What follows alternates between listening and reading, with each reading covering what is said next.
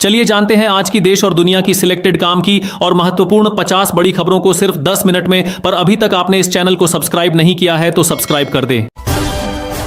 राहुल गांधी बोले कि जो अमेरिका और इजरायल कहेंगे वही नरेंद्र मोदी करेंगे, बस देखते रहिए क्या होता है। संजय राउत का कहना है कि प्रधानमंत्री मोदी की बॉडी लैंग्वेज, चाल ढाल और बोलने का तरीका देखकर लग रहा है कि वो डिप्रेशन में हैं।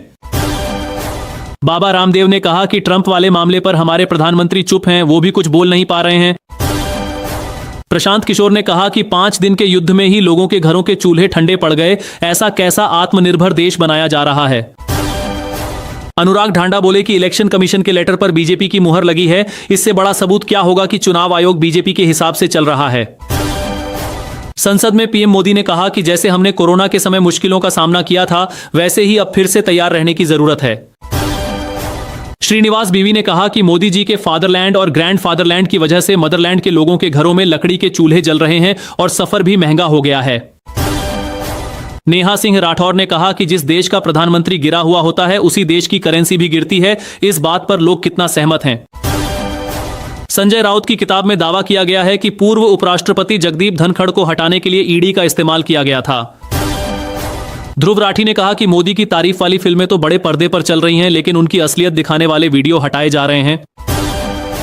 असदुद्दीन ओवैसी ने कहा कि भारत में 67% ग्रेजुएट्स बेरोजगार हैं और उनके दिमाग में नफरत भरी जा रही है ताकि वो रोजगार की बात ही ना करें।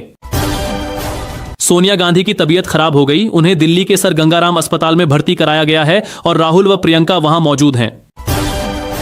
पश्चिम एशिया के तनाव के बीच राष्ट्रपति ट्रंप ने पहली बार पीएम मोदी को फोन किया और कहा कि दुनिया के लिए जरूरी है कि स्ट्रेट ऑफ हॉर्मुज खुला और सुरक्षित रहे। इस पर मोदी ने भी कहा कि शांति और स्थिरता के लिए दोनों संपर्क में रहेंगे। नरेंद्र मोदी ने राज्यसभा में कहा कि देश के लोगों को हर तरह की चुनौती के लिए तैयार रहना पड़ेगा। मनीष तिवारी ने कहा कि मोदी सरकार बंगाल चुनाव तक तेल की कीमतों को कंट्रोल में रखेगी। एक कार्यक्रम में नरेंद्र मोदी ने कहा कि युद्ध के माहौल में लोग पूछते हैं कि हम किसके साथ हैं, तो उनका जवाब है कि हम सिर्फ भारत के साथ हैं, भारत के हित, शांति और बातचीत के साथ हैं। राहुल गांधी ने संसद में मोदी के भाषण पर कहा कि देश की विदेश नीति अब प्रधानमंत्री की निजी विदेश नीति बन गई है। प्याज की बढ़ती कीमतों को लेकर नेशनलिस्ट कांग्रेस पार्टी के सांसदों ने विरोध प्रदर्शन किया। कच्चे तेल की कीमतों में करीब 10% की गिरावट आई है और कीमत लगभग $100 प्रति बैरल तक पहुंच गई है। माना जा रहा है कि डोनाल्ड ट्रंप द्वारा ईरान पर कुछ दिनों के लिए हमले रोकने की घोषणा के बाद यह गिरावट आई है। बुलियन मार्केट में चांदी की कीमत करीब 9,050 रुपए गिरकर लगभग 2,16,000 रुपए प्रति किलो हो गई है। वहीं सोने की कीमत करीब 2,360 रुपए गिरकर लगभग 1,37,000 रुपए प्रति 10 ग्राम हो गई है। ऑयल मार्केटिंग कंपनियों ने प्रीमियम पेट्रोल के दाम बढ़ा दिए हैं। अब पेट्रोल 2 से लेकर 2 रुपये 30 पैसे प्रति लीटर तक महंगा हो गया है और ये नई कीमतें आज सुबह 6 बजे से लागू हो गई हैं।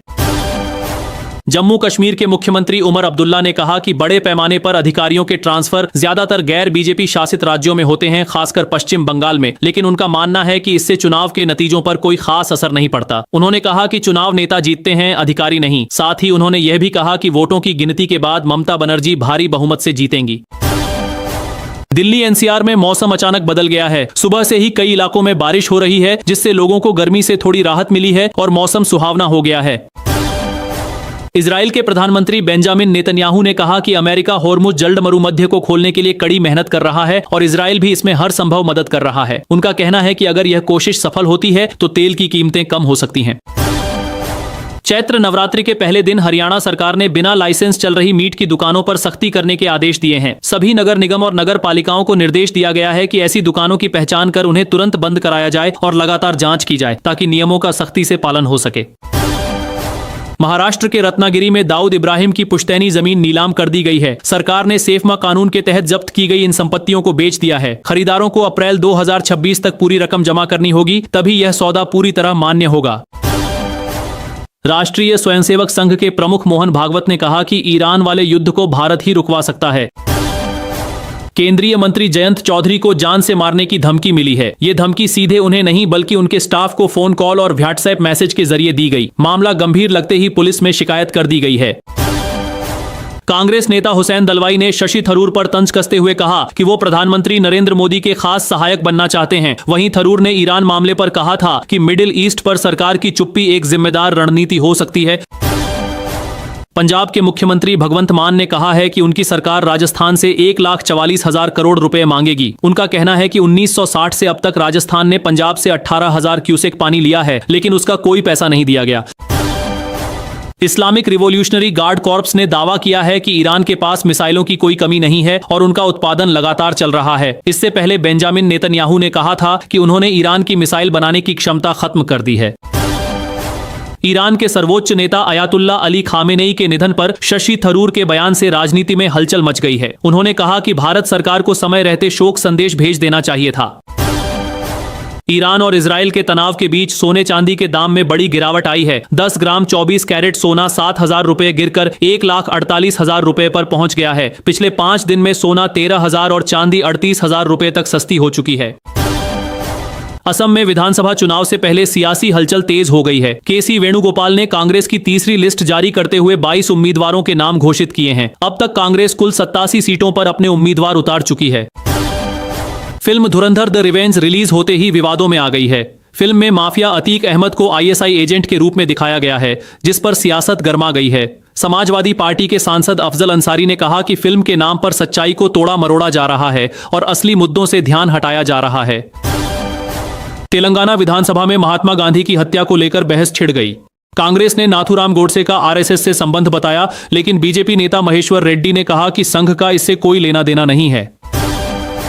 मौसम विभाग के मुताबिक अगले 24 से 48 घंटे में 2 पश्चिमी विक्षोभ सक्रिय होंगे। इसके चलते उत्तर पश्चिम, पूर्वी और पूर्वोत्तर भारत में फिर से आंधी और बारिश हो सकती है। 22 राज्यों में तेज हवाओं के साथ मौसम खराब रहने की संभावना है। आप सांसद राघव चड्ढा ने राज्यसभा में फ्रूट जूस की गलत ब्रांडिंग का मुद्दा उठाया।